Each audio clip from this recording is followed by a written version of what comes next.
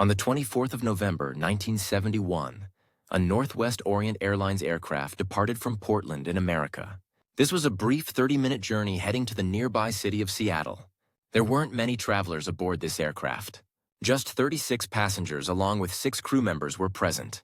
The weather outside was gloomy, with dark clouds covering the sky and rain falling steadily. However, these travelers had no idea that a hijacker was sitting among them. A man known as D.B. Cooper. This hijacker appeared like an ordinary businessman. He was dressed accordingly. A formal suit, white dress shirt, black trousers, and a dark overcoat. He was also wearing dark sunglasses and carried a black briefcase. His age seemed to be around mid-40s. He deliberately chose to sit in the back row of the aircraft. Seat 18E. This seat selection was not random. Sitting in the last row meant he could observe all passengers in front of him while keeping his activities hidden from others. The moment the aircraft became airborne, this individual introduced himself to a flight attendant. He gave his name as Dan Cooper. The attendant's name was Florence Schaffner. With a pleasant smile, he passed a small note to the flight attendant. Schaffner was a 23-year-old woman who assumed this man was attempting to flirt with her. This was not uncommon in those days. Male passengers often tried to get the attention of young flight attendants, so she accepted the note and kept it aside without reading it, placing it in her pocket. Observing this, Cooper leaned towards her and whispered that she needed to read that note immediately. His tone suddenly changed. He mentioned that he possessed a bomb. When Schaffner unfolded the note, it was written clearly in neat handwriting that he had a bomb inside his briefcase and wanted her to sit beside him. The handwriting was calm and controlled, suggesting this was a planned operation, not an impulsive act. Schaffner quietly took a seat next to Cooper, but she still couldn't believe that he actually possessed a bomb. Perhaps this was just a prank or a mentally disturbed passenger trying to cause trouble. So Cooper opened his briefcase slightly to show her. Inside were some red cylindrical sticks, a tangle of wires, and a large cylindrical battery. Everything was neatly arranged, almost professionally assembled. There was no question that it was a bomb. Schaffner's heart must have been racing at this point, but she maintained her composure. This composure would prove crucial in the hours to come. Cooper communicated his demands to the flight attendant in a calm, businesslike manner. He required $200,000 by 5 p.m. that evening, all in cash. He specifically wanted the money in $20 denomination bills. He wanted the entire amount in a knapsack bag along with 2 front parachutes and 2 back parachutes. The request for 4 parachutes was strategic. By asking for 4, Cooper made the authorities believe he might be taking hostages with him during the jump. This would ensure they provided functional parachutes, not dummy ones that wouldn't open. When they eventually touched down, he required a fuel truck ready to refill the aircraft. He cautioned her against attempting anything unusual, threatening to detonate the plane otherwise. His voice remained calm throughout, almost as if he was discussing a business transaction rather than threatening lives. The remaining passengers aboard were completely unaware of this situation, and flight attendant Schaffner didn't want the other passengers to find out. A panic situation at 30,000 feet could be catastrophic. She quietly proceeded to the cockpit and showed Cooper's note to the pilots. Captain William Scott and First Officer William Ratazak were shocked but remained professional. Another flight attendant, Tina Mucklow, was notified about this, and she sat beside Cooper. Through these 2 flight attendants, communication between the aircraft's cockpit and Cooper was maintained. This relay system worked surprisingly well under the tense circumstances. The pilots notified the air traffic controller at Seattle-Tacoma International Airport, and soon the information reached the airline's president, Donald Nyrobe. He was the one making decisions, and he made a fascinating choice. He instructed the staff to ensure complete compliance with Cooper's demands, to fulfill every demand made by this hijacker. After coordinating with the FBI, he contacted a Seattle bank to arrange the funds.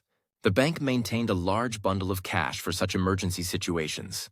This emergency fund was specifically kept for situations like kidnappings, ransoms, and now apparently hijackings. But there was something unique about this bundle of money which will become clear later. But one might wonder why the airline's president chose to cooperate with the hijacker. The reason behind this was reputation. The airline's president didn't want news of the hijacking to spread across the world, which would lead to significant losses for his company. In those days, air travel was still considered a luxury, and airlines competed heavily for passengers' trust. A hijacking could destroy public confidence in Northwest Orient Airlines. So to keep this matter quiet, he was prepared to meet the hijackers' demands completely. The only issue was that they required some time to arrange the funds, but this flight was only meant to be half an hour long.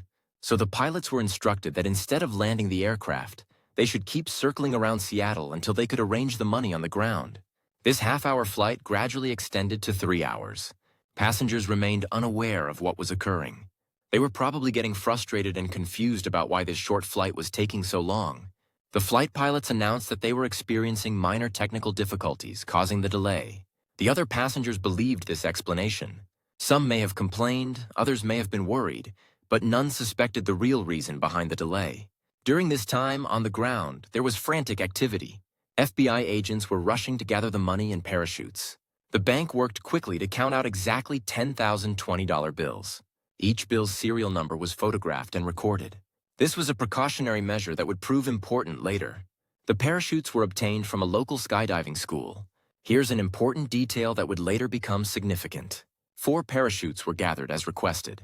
2 were main parachutes and 2 were reserve parachutes. However, one of the reserve parachutes was actually a training dummy. It was sewn shut and could not be deployed. This was not intentional deception by the FBI. The skydiving school simply provided what they had available, and this training parachute got mixed in. Cooper would later choose this non-functional parachute, though it's unclear if he ever tried to use it. Finally, this flight touched down at Seattle's airport at 5:46 p.m., nearly 2 hours behind schedule. The sun had already set and darkness was beginning to fall. Following Cooper's instructions, the aircraft was parked on a dimly lit runway, far away from the main terminal building where curious eyes and cameras might be watching. One airline representative approached the aircraft carrying a bag of money and the parachutes. When the 4 parachutes and the bag of money were handed to Cooper, he carefully examined everything. He counted the money, inspected the parachutes, and seemed satisfied with what he received. Only then did he permit the passengers and flight attendants to exit the aircraft except for Tina Mucklow. The 36 passengers deplaned, still completely unaware that they had been part of a hijacking. They would only learn the truth from news reports later that evening. After this, according to the plan, the aircraft was refueled and it departed again around 7:40 p.m. This time, only the pilots were aboard the aircraft along with Cooper and Tina. The plane felt eerily empty with just 4 people on board an aircraft designed for over 100 passengers. Cooper began issuing instructions to the pilots once more. His demands were highly specific, suggesting significant knowledge of aviation. For the flight's destination, the flight's speed, down to the precise angle. He directed them to fly the aircraft towards Mexico City, at an altitude of 10,000 feet in the air, which is unusually low for commercial aircraft, with the landing gear deployed and the wing flaps lowered to 15 degrees. As for the aircraft's speed, he wanted to fly as slowly as possible, around 150-200 knots. These specific requirements raised questions about Cooper's background. How did he know the aircraft could fly safely at such slow speeds? How did he know about the rear staircase? How did he know these particular configurations would allow him to jump safely? All these questions pointed to someone with aviation knowledge. The pilots informed Cooper that flying with these configurations would make it challenging for them to reach Mexico City because there wasn't sufficient fuel in the aircraft. The low altitude and deployed flaps would cause excessive fuel consumption. But Cooper wasn't concerned about it. He knew he wouldn't be staying on the plane long enough to worry about reaching Mexico. Cooper told them to fly as he directed and land somewhere to refuel when needed. He suggested Reno, Nevada as a refueling stop. What occurred next is absolutely incredible. Nothing less than a movie plot. Around 8:00 p.m., Cooper instructed Tina to proceed to the cockpit and lock the door behind her. He wanted complete privacy for what he was about to do. Cooper was the sole person outside the cockpit now. He took out his parachutes and prepared for his jump into the darkness below. Now here's something crucial about the aircraft that made this entire hijacking possible. The Boeing 727 had a unique feature that no other commercial aircraft had: an aft air stair. This was a built-in staircase at the rear of the plane that could be lowered during flight. It was originally designed for boarding passengers at airports without proper jet bridges, particularly in developing countries. The stairs would fold down from the tail of the aircraft, allowing passengers to walk up directly from the ground.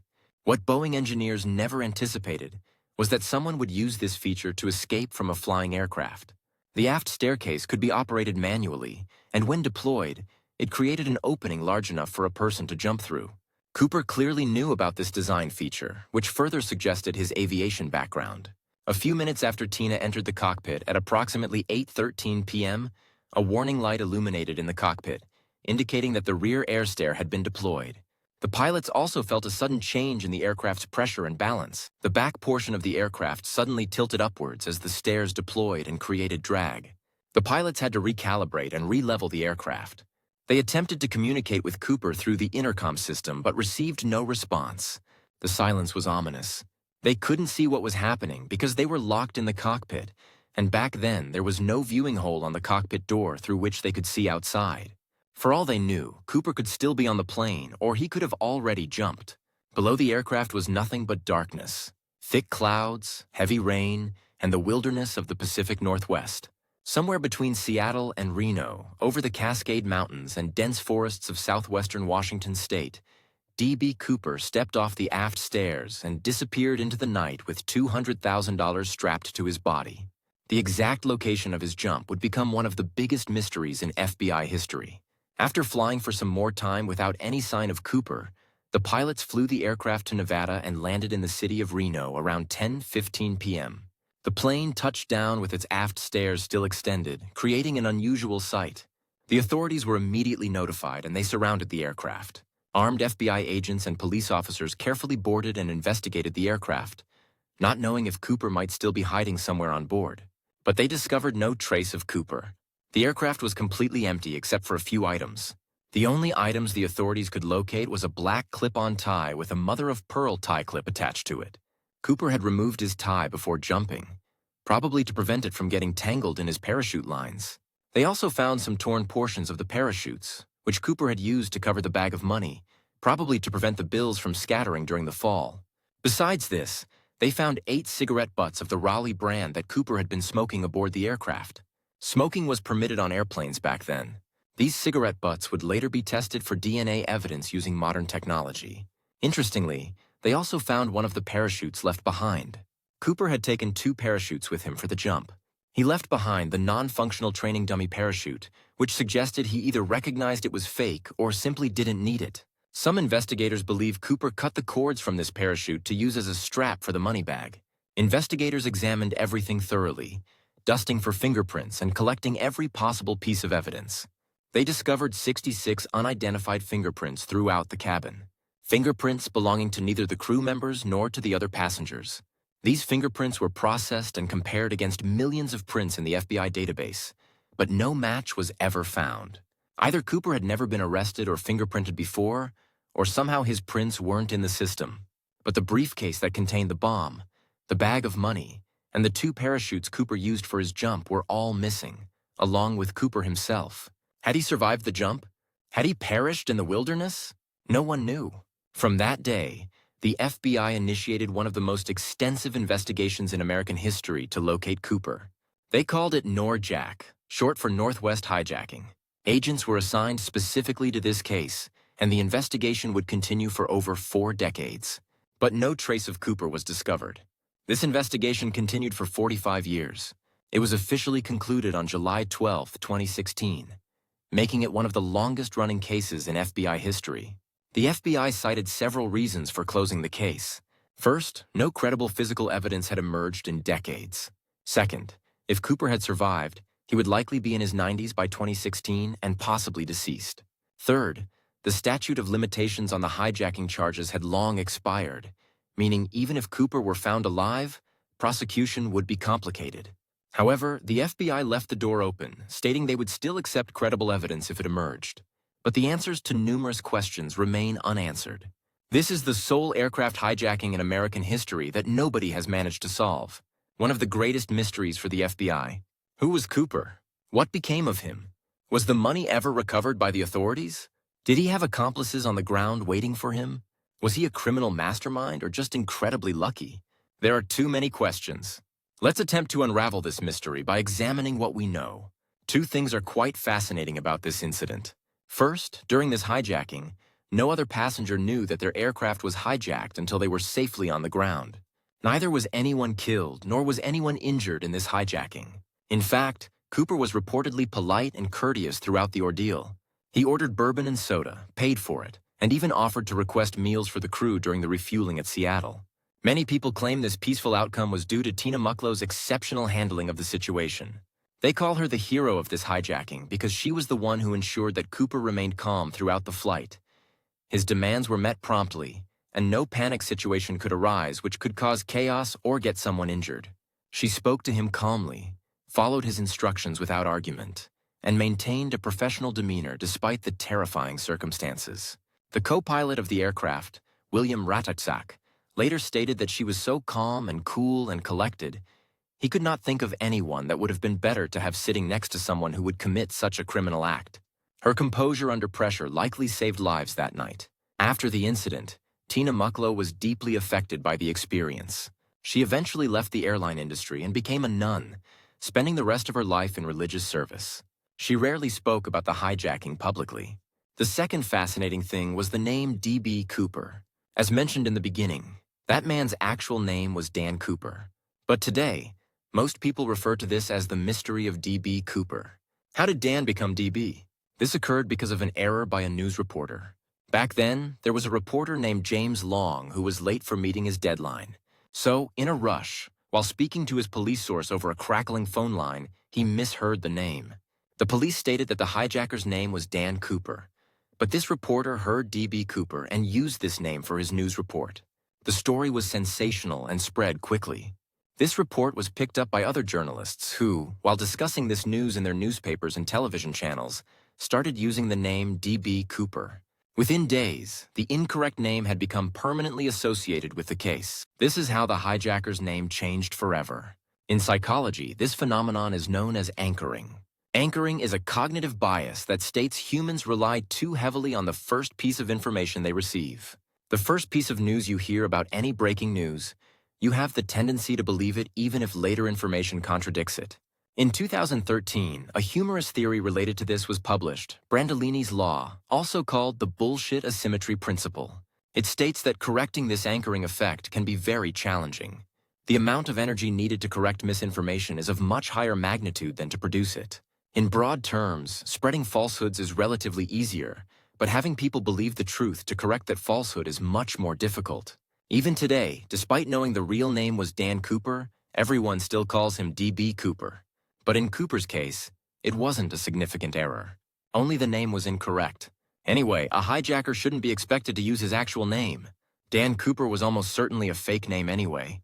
Interestingly, investigators later discovered that Dan Cooper was the name of a French-Canadian comic book character who was a parachuting military pilot.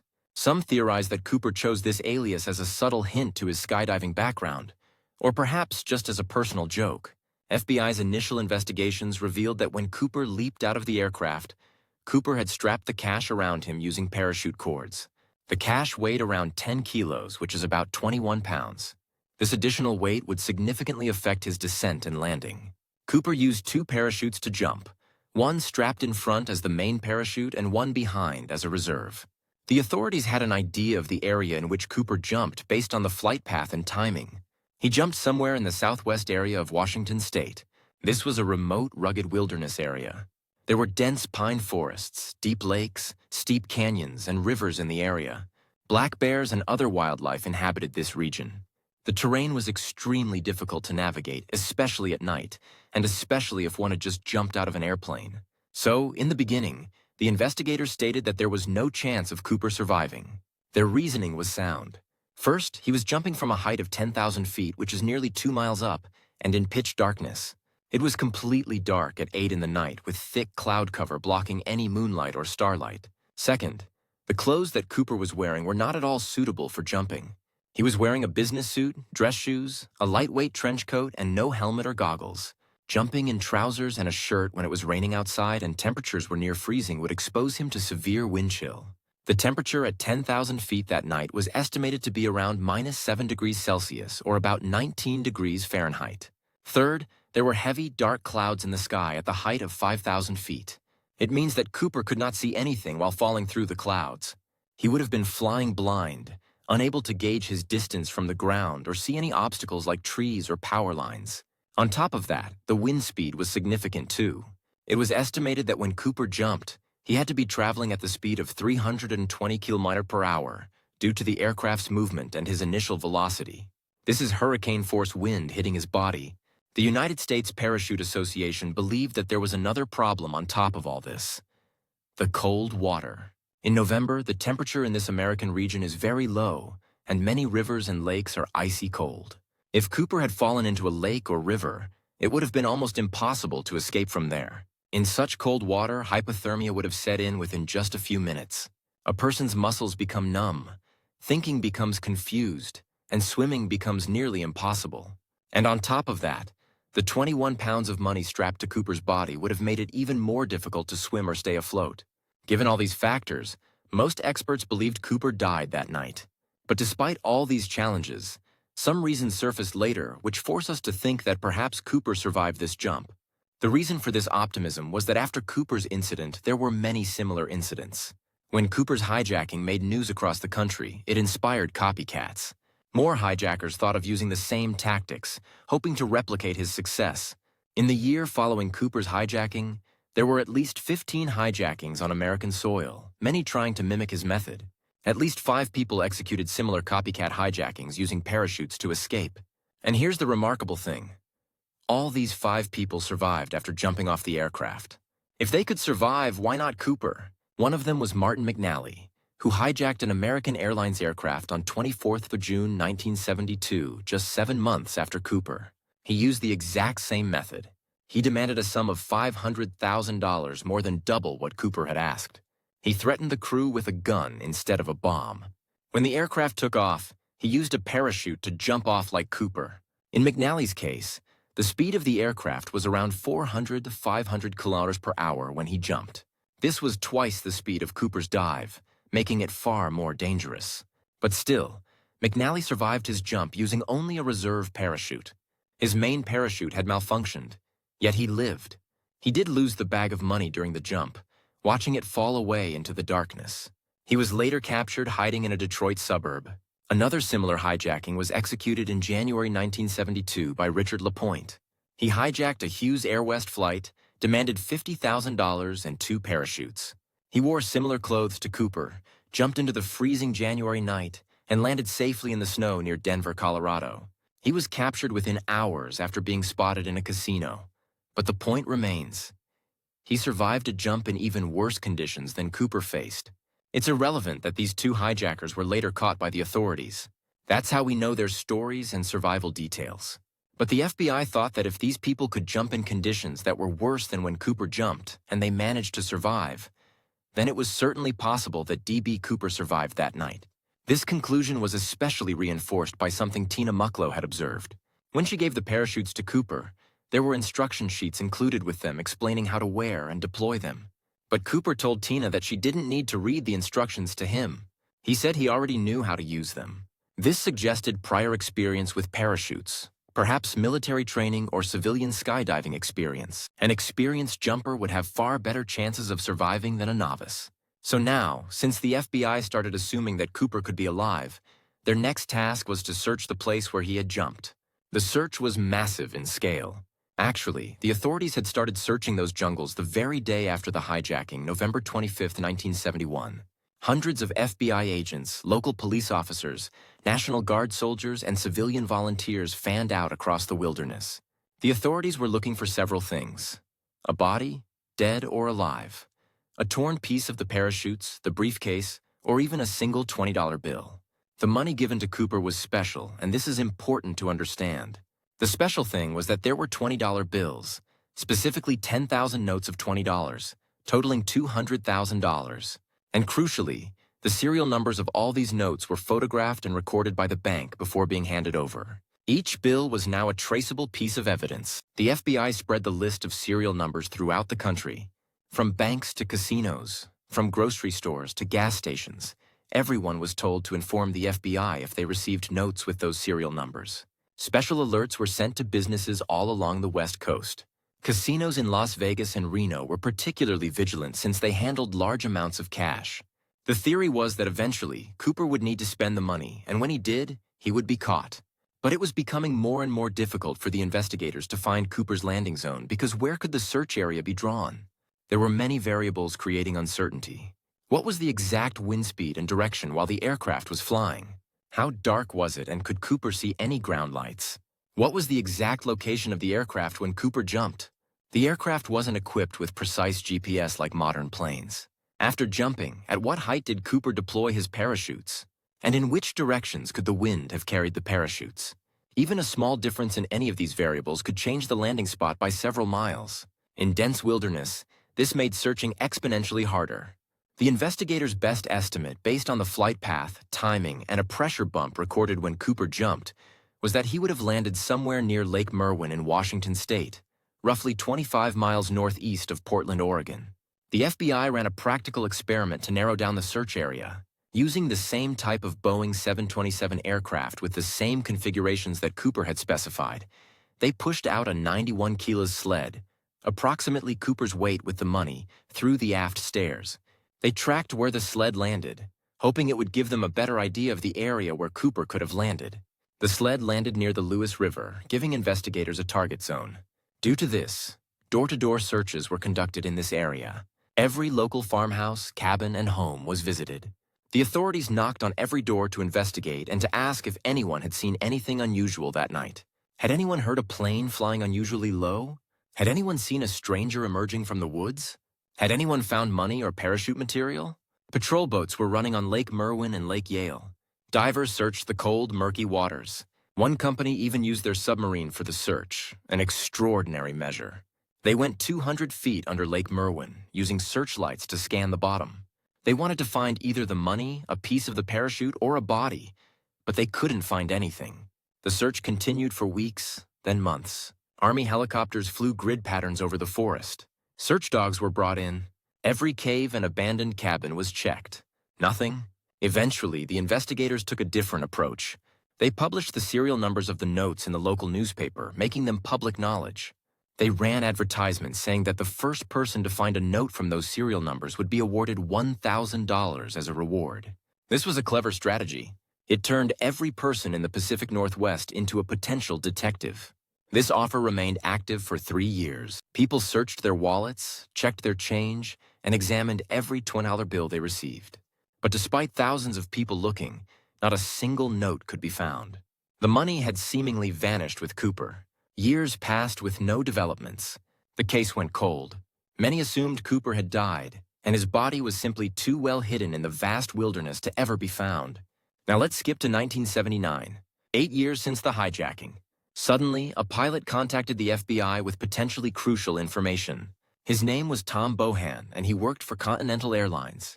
Tom revealed something that had been bothering him for years. The night of the hijacking, 4 minutes behind Cooper's aircraft and 4,000 feet above, another aircraft was flying, which was being flown by Tom. He had been following the same general route and experienced the same weather conditions. Tom recalled the storm that night in vivid detail. He said that he had never seen such a storm in his entire career as a pilot. The turbulence was severe, the visibility was near zero, and the winds were chaotic. He said that the FBI's calculations regarding Cooper's drop zone were off by 80 degrees. The wind that night wasn't blowing where investigators thought. Since he was actually on an aircraft that night, experiencing those conditions firsthand, he had a better idea of where the wind would have carried Cooper. He told FBI that they should be searching near the drainage area of the Washougal River, not near Lake Merwin. This was a significantly different area than where the FBI had focused their search. A few months later, in February 1980, Tom's suspicion was proven dramatically right. An 8-year-old boy named Brian Ingram was on a family outing at Tina Bar, a sandy beach along the Columbia River, about 9 miles southwest of where the FBI had been searching. He was digging in the sand, helping his father build a campfire, when his fingers touched something unusual. He found some $20 notes lying in the sand, partially buried. All of these were $20 bills. And remarkably, some of them were still in bundles held together with rubber bands, just as they had been packed by the Seattle Bank 8 years earlier. The bills were deteriorated, water damaged, and the rubber bands crumbled at touch, but the printing was still readable. Brian had found 3 packets containing a total of around 290 bills. As soon as the authorities checked the serial numbers of these notes, it was immediately confirmed that this was the same money from years ago that was given to Cooper. The serial numbers matched the FBI's list perfectly. This discovery made international headlines. After years of silence, there was finally physical evidence. Cooper's money had surfaced. But this raised as many questions as it answered. How did the money get there? Was it washed downstream? Did Cooper bury it there?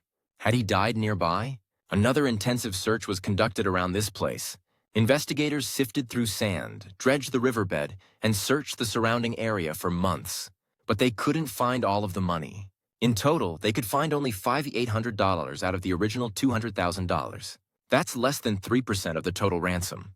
What happened to the other 97%? And Tom Bohan's hypothesis of Cooper landing in a different area was proved correct.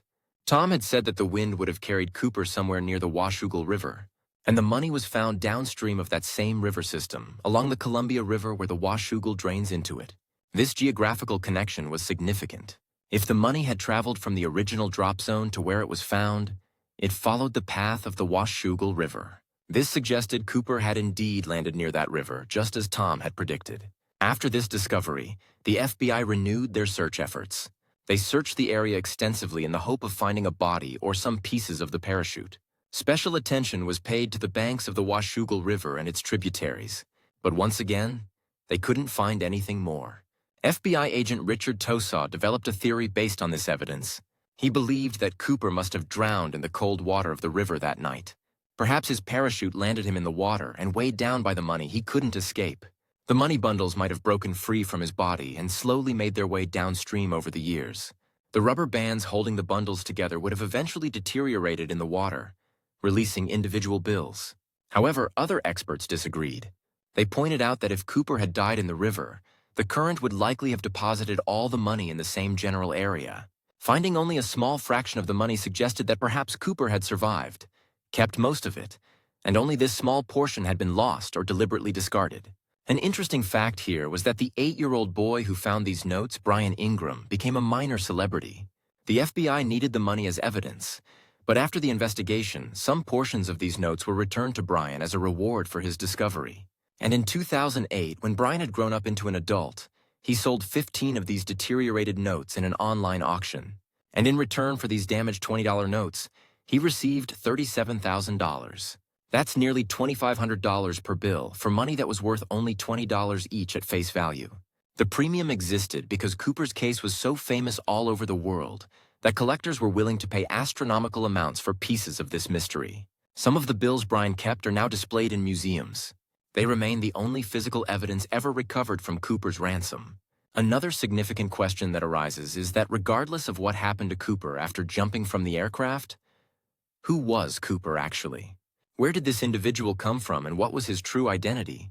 This question has spawned countless theories over the decades. The FBI did not have much to help answer this question definitively. There was a tie and tie clip left behind by Cooper on the aircraft. That tie clip was actually gold-toned, and in that tie clip, they found some specific microscopic particles embedded in the metal. For decades, these particles remained unanalyzed. In March 2009, a citizen research team started researching these microscopic particles using new technology unavailable during the original investigation. There was a paleontologist on this team named Tom Kay, a scientific illustrator, and a metallurgist. They received permission from the FBI to examine the physical evidence. They used electron microscopy to examine these particles at extreme magnification. What they found was fascinating. Some portions of the tie clip contained unalloyed titanium with traces of aluminum and titanium antimony alloy. They also found particles of bismuth and aluminum spiral chips. Their findings suggested that Cooper worked in a chemical or metal manufacturing plant or in an aeronautical engineering company. The specific combination of rare metals was significant. Maybe he worked at Boeing itself, which was headquartered in Seattle and manufactured aircraft. Because the unalloyed titanium found on the tie clip back then was used primarily in aircraft fabrication facilities, very few workplaces in the 1970s would have exposed workers to this particular combination of materials. This theory gained credibility when investigators considered Cooper's apparent knowledge of aircraft. He knew about the Boeing 727's unique aft staircase. He knew the aircraft could fly safely at slow speeds with flaps down. He seemed familiar with aviation terminology. Was D.B. Cooper a Boeing employee who used insider knowledge to plan the perfect escape? In the first year of the investigation, FBI talked to the passengers and flight crew to make a composite sketch of Cooper's face. What did Cooper look like? Multiple witnesses were interviewed separately and asked to describe the hijacker in detail. The first sketch, created by 28th of November 1971, just 4 days after the hijacking, showed a middle-aged man with dark features. But flight attendant Schaffner and many witnesses said that it was not an accurate representation. The man in the sketch looked too old and too harsh. It took another year of interviews and revisions to make a new sketch. This wasn't very accurate either. Artists struggled because witnesses remembered different details. And on 2nd January 1973, the FBI made their third and final sketch of Cooper, combining input from all the witnesses. After seeing this new sketch, the flight attendant said that this image was much closer to the actual man. This became the iconic image associated with the case. Looking at this drawing, Cooper appeared to be a white male in his mid-40s, with dark hair possibly receding slightly, brown eyes, and an average build around 5'10" to 6 feet tall and 170–180 pounds. He had olive or tan skin and appeared generally unremarkable. The kind of face you'd forget minutes after seeing it. Perfect for a criminal who wanted to disappear. Dan Cooper's reconstructed face and his possible profession was revealed to the world. Many people started making new theories about his identity, about who Cooper actually was. Amateur sleuths, professional investigators, and curiosity seekers all proposed their candidates.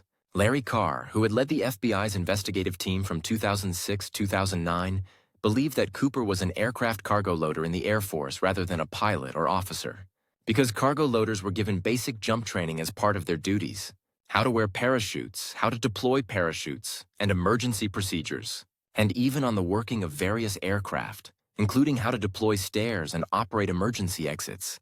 They would know all this from their training. This theory also explained why Cooper seemed familiar with aviation but made some amateur mistakes. For example, he requested 2 front and 2 back parachutes, not realizing that civilian parachutes don't work that way. A trained skydiver would have known the difference, but an Air Force cargo handler might not. Based on these descriptions and various tips from the public, the FBI released a list of more than 800 suspects over the years. 800 people, any of them could potentially be D.B. Cooper. Every tip was investigated, every suspect was interviewed, but 20 of them were seriously considered as likely candidates. 2 to 3 of them have particularly interesting stories worth examining. One of the most compelling suspects was Richard McCoy Jr., an Army veteran of the Vietnam War. He was a helicopter pilot and decorated war hero who had completed 20 parachute jumps during his military service.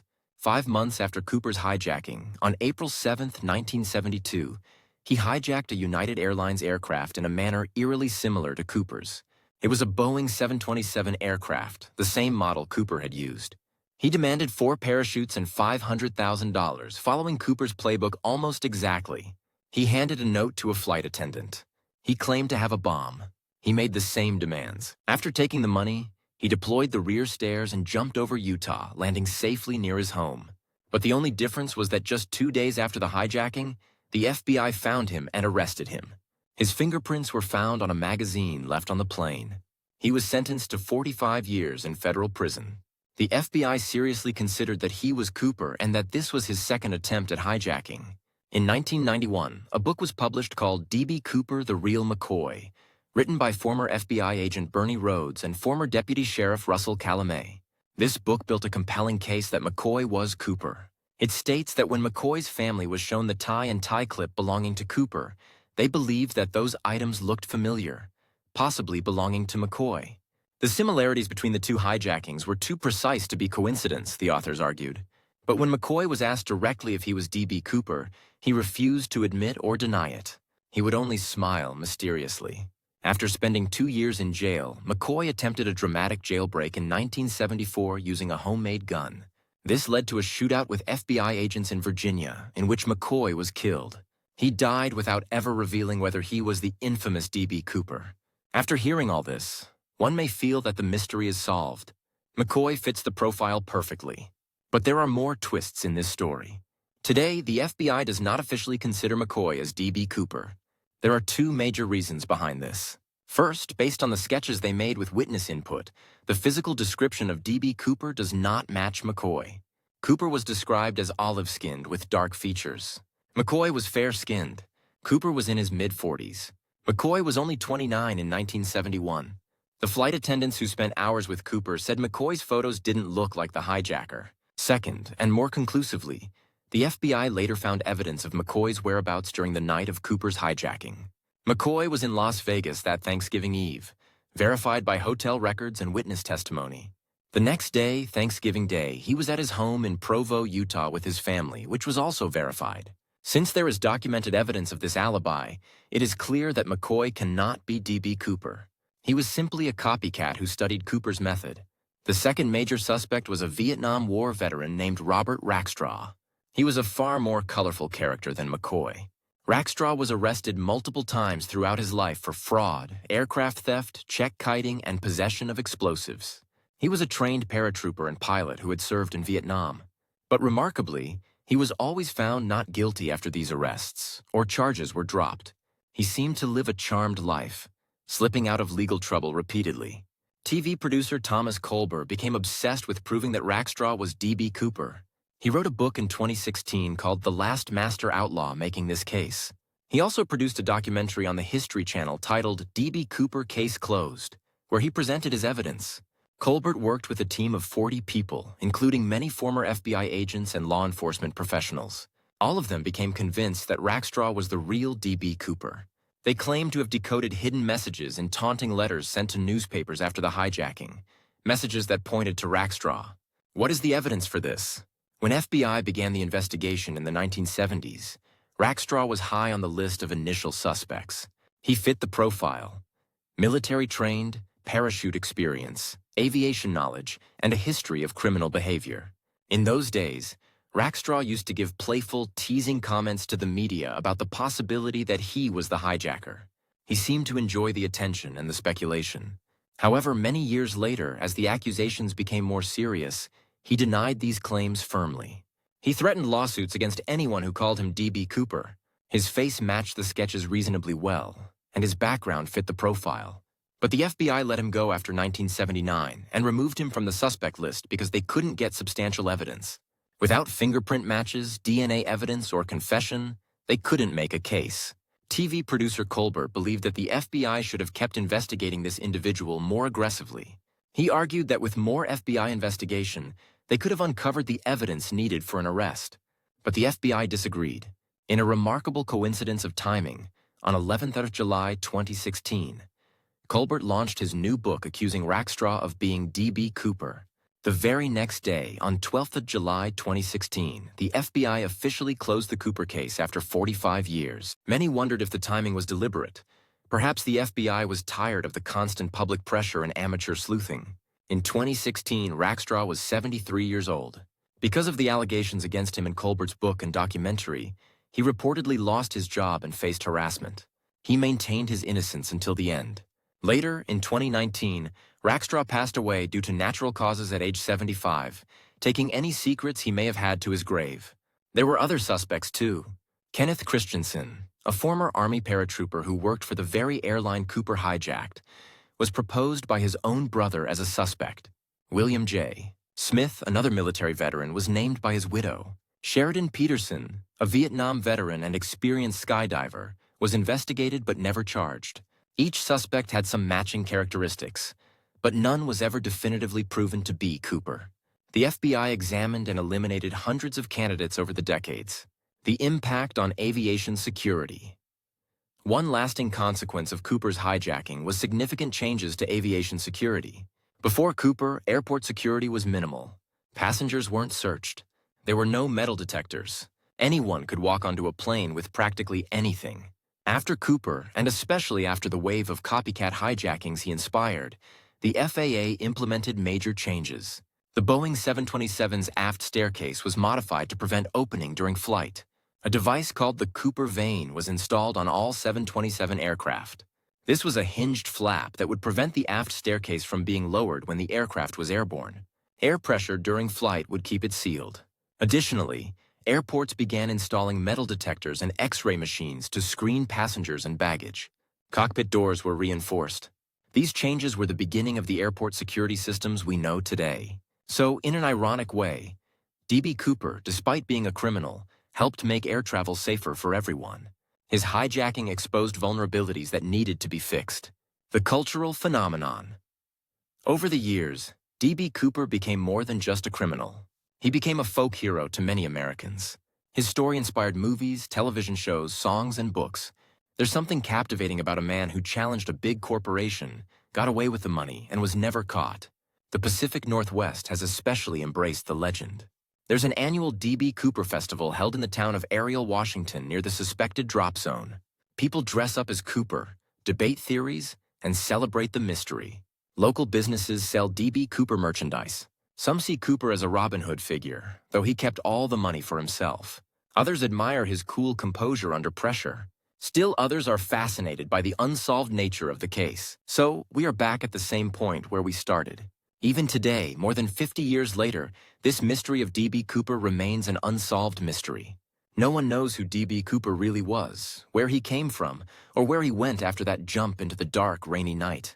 The FBI officially closed the case, but said they would still accept credible evidence. Perhaps someday someone will find more of the money. Perhaps a deathbed confession will emerge. Perhaps new DNA technology will match the cigarette butts or the tie to someone in a database. Now knowing about this mystery, what could one think? That night when D.B. Cooper jumped off the aircraft into the freezing rain and pitch darkness, could Cooper have survived that jump or not? It is quite surprising that after Cooper's hijacking, there were many similar hijackings. But in all those hijackings, the hijackers who used parachutes to jump off the aircraft, first of all, they always survived their jumps. And second, they were always caught by the authorities or FBI within days or weeks. But what about Cooper? He either died in that jump, making his body the one thing the vast wilderness of the Pacific Northwest has successfully hidden for over 5 decades, or he survived, recovered the money, and lived out his days in quiet anonymity, perhaps reading news stories about himself and smiling. Either way, D.B. Cooper pulled off something no one else in history has managed: a completely unsolved aircraft hijacking. Whether he's a genius or a corpse, he remains a legend. And that night in November 1971 continues to capture imaginations more than half a century later. This remains one of history's greatest unsolved mysteries.